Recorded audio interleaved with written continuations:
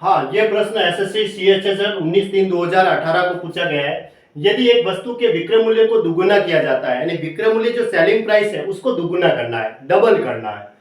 तो उसके द्वारा प्राप्त हानि प्रतिशत, जो हानि में हो रही थी वो हानि प्रतिशत समान लाभ में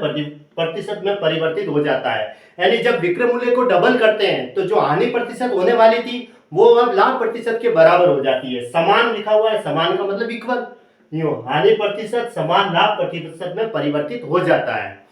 ये है, तो दोनों हमारे पास नहीं है, विक्रय मूल्य भी नहीं है और क्रय मूल्य भी नहीं है, तो मैं मान लेता हूं क्रय मूल्य मैंने x ले लिया, ठीक है, क्रय मूल्य x और विक्रय मूल्य मैं ले लेता हूं y। अब ये कह रहा है कि विक्रय मूल्य को डबल कर दो, तो नया विक्रय मूल्य हो जाएगा, नया विक्रय मूल्य कितना हो जाएगा 2y, ये डबल कर दिया। तो अब ये कह रहा है कि जो हानि प्रतिशत है, जब विक्रय मूल्य को डबल करते हैं तो हानि प्रतिशत समान लाभ प्रतिशत में परिवर्तित हो जाता है, दोनों बराबर हो जाते हैं, हानि परसेंटेज है वो लाभ प्रतिशत के बराबर हो जाता है। अब देखो हानि बराबर, अब हानि प्रतिशत निकालेंगे तो हानि बटा क्रय मूल्य गुणा 100 और लाभ प्रतिशत में लाभ बटा क्रय मूल्य गुणा 100, तो क्रय मूल्य गुणा 100 क्रय मूल्य गुणा 100 कट जाएगा। हानि बराबर होता है क्रय मूल्य माइनस विक्रय मूल्य, ऐसे लिखते हैं हम, क्रय मूल्य माइनस विक्रय मूल्य, और लाभ क्या होता है विक्रय मूल्य माइनस क्रय मूल्य।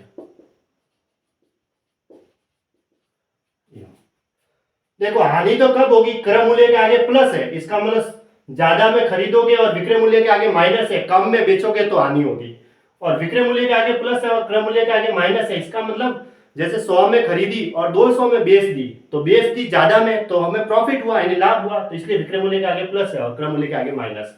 और बटा क्रय मूल्य होगा, इसमें भी बटा क्रय मूल्य गुणा 100 तो कट जाएगा। अब देखो पहले हानि होती थी लेकिन विक्रय मूल्य को जैसे ही डबल किया तो वो लाभ में दोनों लाभ प्रतिशत और हानि प्रतिशत दोनों बराबर हो गए। तो पहले क्रय मूल्य कितना था x माइनस विक्रय मूल्य था भाई। अब देखो अब नया विक्रय मूल्य कितना आया 2y माइनस क्रय मूल्य तो कोई परिवर्तित नहीं किया, क्रय मूल्य तो पहले वाला ही था x। अब ये y उस साइड में भेज दो और ये x इस साइड में ला दो, x प्लस x बराबर 2y प्लस y,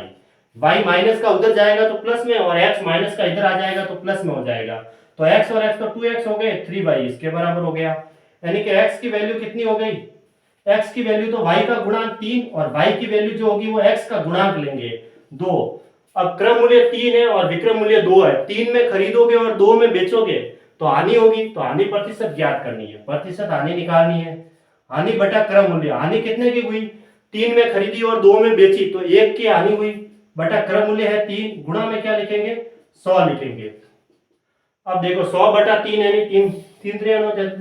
33.33%, इसको सॉल्व करेंगे तो ये आ जाएगा 33 से 1/3 को या 33.3 33% को बराबर 1 ही है, तो ऑप्शन सी सही है।